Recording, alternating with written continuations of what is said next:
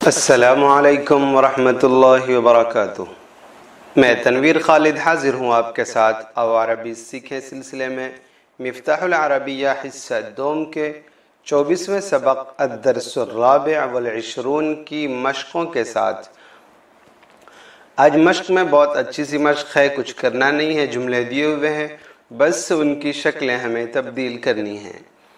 یعنی مضارع کے افعال لکھے گئے ہیں، صیغے لکھے گئے ہیں، انہیں ہمیں امر میں تبدیل کرنا ہے۔ یہ کام ہمارے لیے بہت آسان ہے، اور یہ ابھی سبق ایسے نہیں کا چل رہا ہے، اس سے پچھلا سبق جو تھا وہ امر سے متعلق تھا، تو پچھلے سبق کی بھی ہماری پھر سے مشق ہو جائے گی، آموختہ سمجھیے ہم کر لیں گے تمرین کے اعتبار سے۔ یہاں پر لکھا ہوا ہے مندرجہ ذیل جملوں کا پہلے موجودہ شکل میں ترجمہ کیجئے، پھر ان کے افعال کو فعل امر میں تبدیل کیجئے اور فعل امر کے ساتھ بھی اردو میں ترجمہ کیجئے۔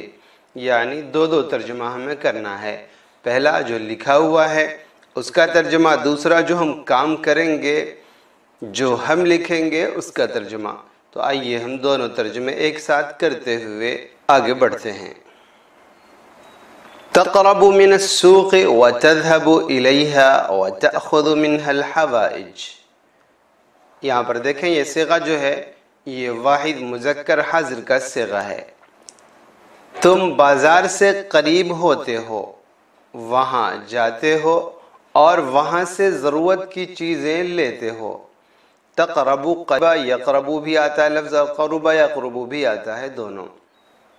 بازار سے قریب ہوتے ہو، وتذهب الیہا، اور وہاں جاتے ہو، ہم نے ترجمہ کیا ہے اس کی طرف جاتے ہو بھی ترجمہ کر سکتے ہیں، لیکن چونکہ جگہ ہے اس کی طرف ضمیر لوٹ رہی ہے، تو اردو کا انداز یہ ہے کہ اگر جگہ کی طرف ضمیر کو لوٹایا جائے تو پھر وہاں یہاں وغیرہ کر لیتے ہیں، اس لیے ہم نے الیہا اور منہا کا ترجمہ وہاں کیا ہے۔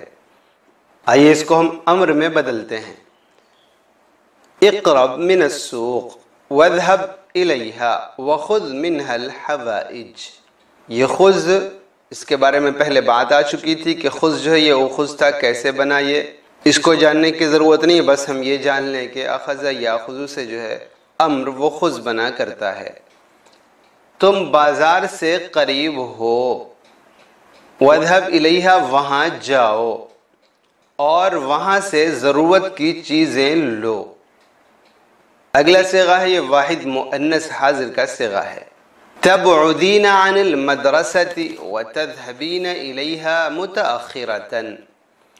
تم اسکول سے دور ہوگی یا دور ہوتی ہو، یہ آپ جان چکے ہیں کہ فعل مضارع کا ترجمہ حال اور استقبال دونوں سے کیا جا سکتا ہے، اور وہاں دیر سے جاؤ گی یا وہاں دیر سے جاتی ہو، یہ تو تھا کتاب کا ترجمہ۔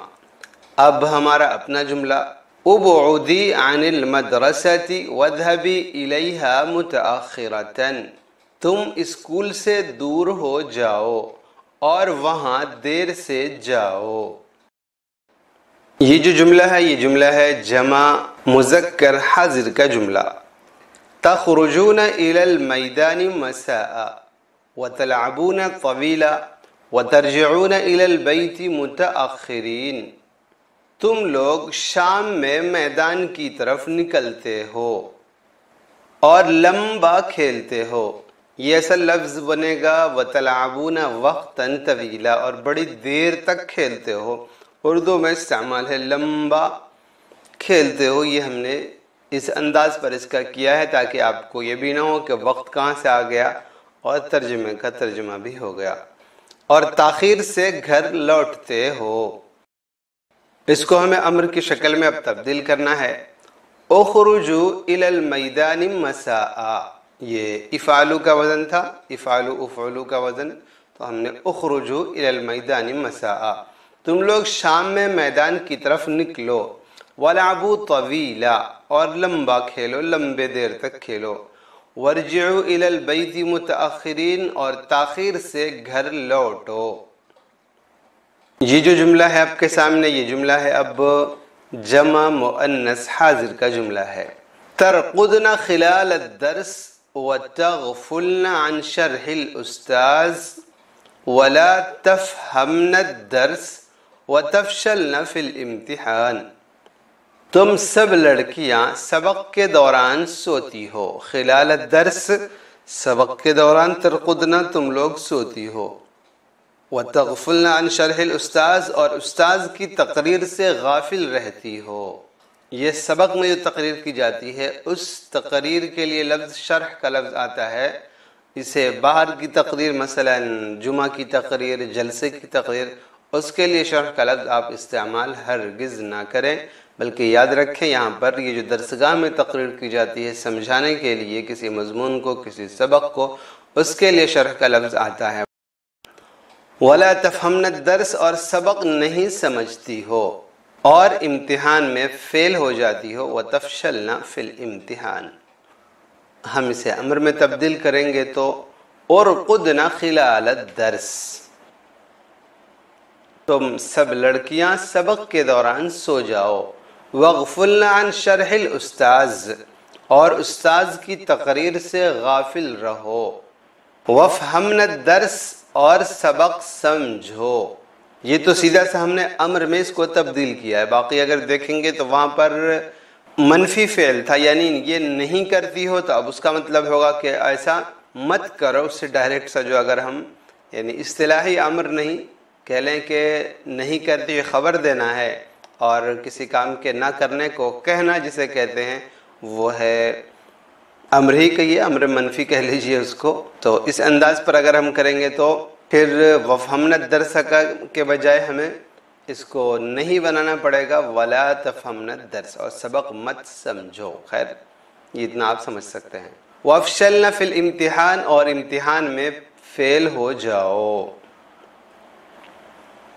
یہ جو جملہ ہے یہ ہے تثنیہ مذکر حاضر کا فعل مضارع سے، ترغبان فی الأطعمة اللذیذة وتبذلان الأوقات في الحصول عليها وتصرفان فيها مبالغ كثيرة۔ رغب فی کسی چیز کا شوق رکھنا، تو یہاں پر ترغب فی الأطعمة تم شوق رکھتے ہو کھانے کا، اور اللذیذہ لذیذ کھانا، ٹیسٹی کھانا، سوادشٹ وینجن، تھوڑا بھاری بھرکم سا ہندی زبان میں ترجمہ کریں گے تو تم دونوں ٹیسٹی کھانے کا شوق رکھتے ہو، لذیذ کھانوں کا شوق رکھتے ہو، وَتَبْذُلَانِ الْأَوْقَاتَ فِي الْحُصُولِ عَلَيْهَا اور اسے حاصل کرنے کے لیے وقت لگاتے ہو، اوقات لگاتے ہو، اسے حاصل کرنے کے لیے علیہا کا ترجمہ ہے اسے، یعنی الأطعمة اللذیذہ کی طرف یہ ہا ضمیر لوٹ رہی ہے۔ اتنا آپ جانتے ہیں کہ غیر ذوی العقول کی جمع تکسیر جو ہے واحد مؤنث کے حکم میں ہوتی ہے، اس لیے یہاں پر علیہا آیا ہے، یعنی الأطعمة اللذیذہ، میں نے بریکٹ میں مزیدار کھانے اس کا ترجمہ کر دیا ہے۔ اور الحصول علی کسی چیز کو حاصل کرنا، کسی چیز پر حاصل کرنا نہیں ہوتا، اس سے پہلے یہ بات آ چکی ہے۔ وَتَصْرِفَانِ فِيهَا مَبَالِغَ كَثِيرًا اور اس میں بہت سارے روپے خرچ کرتے ہو۔ یہ مبلغ ہے جو مثلا رسید وغیرہ پہ یا مدرسے وغیرہ کے حسابوں پر لکھا ہوتا ہے، اتنے روپے مبلغ، اتنے روپے، بہت سے لوگ اس کو مبلغ، بہت سے لوگ مبلغ پتہ نہیں کیا کیا پڑھ دیتے ہیں، اس کو یاد کر لیں۔ مبلغ ہوتا ہے اس کی جمع، مبالغ استعمال کیا گیا ہے، اور اس میں بہت سارے روپے خرچ کرتے ہو۔ یہ روپیہ اس کا لفظی ترجمہ نہیں ہوتا، خرچ اصل ہے اس سے مراد۔ اب ہمارے یہاں کیا کیا جائے تو اس کے لیے روپیہ ہی ہم نے لگا دیا ہے۔ اس سے ہم امر بناتے ہیں تو ارغبا فی الأطعمة اللذیذہ، تم دونوں لذیذ کھانوں کا شوق رکھو، وابذل الاوقات فی الحصول علیہا اور اسے حاصل کرنے کے لیے اوقات صرف کرو، وصرفا فیہا مبالغ کثیرہ اور اس میں بہت سارے روپے خرچ کرو، بہت سا صرفہ برداشت کرو۔ یہ تھوڑا سا بھاری بھرکم سا ترجمہ بھی آپ کر سکتے ہیں۔ یہ آ گیا تثنیہ مؤنث حاضر کا صیغہ، یا رقیۃ و فوزیہ تحرصان علی الموضۃ الحدیثہ وتطمعان فی الزینۃ الزائدہ۔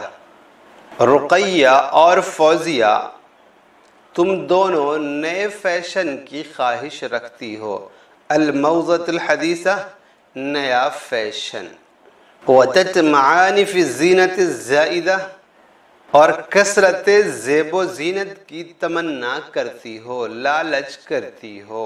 یہ کثرت زیب و زینت کر لیں یا زینت الزائدہ کا ایک سیدھا سا ریڈی میڈ سے ترجمہ کر لیں، ڈارک میک اپ۔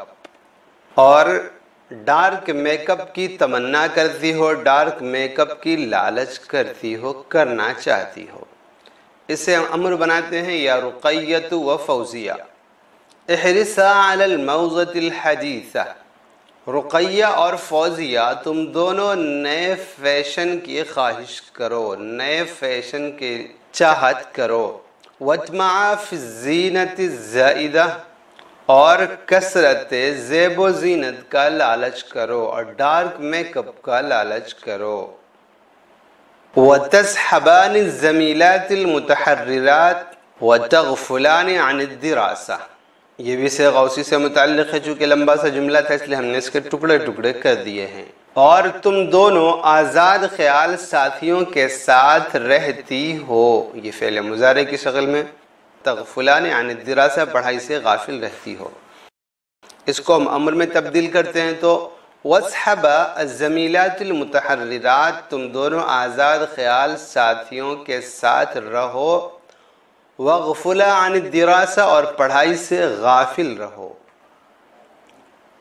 اسی رقیہ اور فوزیہ سے متعلق جملہ ہے، وَتَقْدَمَانِ الْمَدْرَسَةَ مُتَأَخِّرَتَيْن وَتَدْخُلَانِ الْفَصْلَ بَعْدَ الزَّمِيلَاتِ الْمُجْتَهِدَاتِ، اور تم دونوں لیٹ سے مدرسے آتی ہو، تم دونوں تاخیر سے مدرسے آتی ہو، تم دونوں دیر سے مدرسے آتی ہو۔ یہ جیسا ترجمہ آپ کو اچھا لگے، جہاں پر موقع مناسب ہو آپ کر سکتے ہیں۔ وَتَدْخُلَانِ الْفَصْلَ بَعْدَ الزَّمِيلَاتِ الْمُجْتَهِدَاتِ، اور محنتی ساتھیوں کے بعد درسگاہ میں داخل ہوتی ہو۔ یہ کوئی اچھی بات نہیں ہے۔ اس سے ہم امر بناتے ہیں وَاقْدَمَا الْمَدْرَسَةِ مُتَأَخِّرَتَيْن، اور تم دونوں لیٹ سے مدرسے آؤ، تاخیر سے مدرسے آؤ۔ وَادْخُلَ الْفَصْلَ بَعْدَ الزَّمِيلَاتِ الْمُجْتَهِدَاتِ، اور محنتی ساتھیوں کے بعد درسگاہ میں داخل ہوا کرو۔ دیکھ رہے ہیں آپ، دخل الفصل، ادخل الفصل، ادخل الفصل، یہ درسگاہ میں داخل ہونا، فی نہیں آیا ہے لیکن ہم میں سے ترجمہ کر رہے ہیں، چاہے ہم کتنا بھی میں کریں لیکن یہاں پر فی ہمیں نہیں لانا پڑے گا۔ وجہ یہ ہے کہ عربی میں اس کا استعمال یہی ہے کہ دخلہ کو بغیر فی کے استعمال کیا جائے، کسی گھر میں داخل ہونے کے لیے، کسی مدرسے میں، کسی دکھائی دینے والی چیز میں داخل ہونے کے لیے ہمیں دخلہ استعمال کرنا ہے بغیر فی کے، اس لیے آپ بھی بغیر فی کے استعمال کریں گے۔ صرف وہ جہاں پر بھی میں کا لفظ آیا آپ میں کر کے پیچھے بڑھ گئے، اس میں فی لے آنے لگے تو یہ اچھی بات نہیں ہوگی۔ تو یہ الحمدللہ بہت آسانی سے ہم نے اس سبق کو مکمل کر لیا، کچھ کرنا نہیں تھا، صیغے سارے کے سارے بنے بنائے تھے، ترجمہ صرف ہمیں تھوڑا سا، وہ بھی کچھ نہیں، اتنا تو ہم کر ہی سکتے ہیں، اب اتنے بچے نہیں رہے کہ ہم فعل مضارع کو فعل امر میں بنائیں اور اس کا ہم ترجمہ نہ کر سکیں۔ انشاءاللہ آپ محنت کرتے رہیں گے تو بہت آسانی کے ساتھ یہ کتاب مکمل ہو جائے گی۔ یہ سبق موجود ہے جامعالعلوم.org پر، وہاں پر ایک آسانی یہ رہتی ہے کہ سارے اسباق ایک ساتھ مل جاتے ہیں، اور وہاں پر عام طور سے کچھ تبدیلی وغیرہ کرنی ہوتی ہے، زبر زیر پیش کبھی یہاں پر ویڈیو ایڈیٹنگ میں غلط لگ جاتے ہیں تو انہیں سدھارنا مشکل ہوتا ہے، لیکن ویب سائٹ پر بہت آسانی کے ساتھ اس میں سدھار کیا جا سکتا ہے، اور وقتاً فوقتاً تبدیلی ہوتی رہتی ہے، کچھ نہ کچھ سدھار ہوتے رہتے ہیں، اس لیے آپ وہاں ضرور جایا کریں۔ اور وہاں پر جملے بھی مکمل الگ الگ ہوتے ہیں، یہاں پر تو ہمیں اسکرین کے اعتبار سے اسے سیٹ کرنا پڑتا ہے، اس سے چھوٹا بڑا کاٹ چھانٹ کرنی پڑتی ہے۔ وہاں پر جیسے جملے ہوتے ہیں وہ مکمل جملے اپنی اصلی شکل میں ٹھیک ٹھاک سی شکل میں موجود ہوتے ہیں، تو آپ وہاں سے بھی استفادہ کر سکتے ہیں۔ اجازت دیں، والسلام علیکم ورحمۃ اللہ وبرکاتہ۔